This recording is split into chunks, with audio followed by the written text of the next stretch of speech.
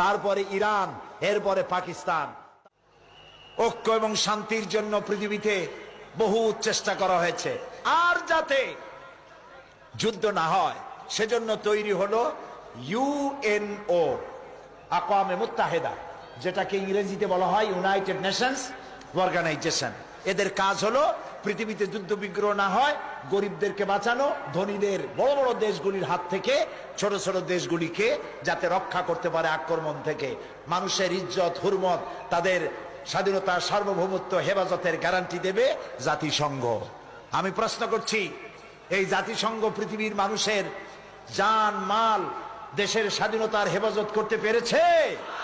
পারে নাই। বরং জাতিসংঘের ফতোয়া নিয়া বড় বড় মোড়লেরা তারা পৃথিবীর মুসলমানদের স্বাধীন রাষ্ট্রগুলিকে তস নস করে দিচ্ছে। ওয়ার্কের উপর থেকে দখলদার সৈন্য তাদেরকে উঠায় দেওয়ার জন্য সারা দুনিয়ার মানুষের চাপ সৃষ্টি করা এখনই প্রয়োজন। এটা যদি না করা হয় তাহলে ইরাকের পরে সিরিয়া, তারপরে ইরান, এরপরে পাকিস্তান, তার দৃষ্টিতে আমেরিকার দৃষ্টিতে পৃথিবীর সব মুসলমানেরা সন্ত্রাসী। আর শ্যারন নাকি শান্তির পায়রা। শ্যারনের চিনছেন? শ্যারনকে ইসরায়েলের প্রধানমন্ত্রী। শ্যারন নাকি শান্তির পায়রা। আমি বলেছি শ্যারন যদি হয় শান্তির পায়রা, তাহলে বিশ্বে অশান্তির শকুনকে।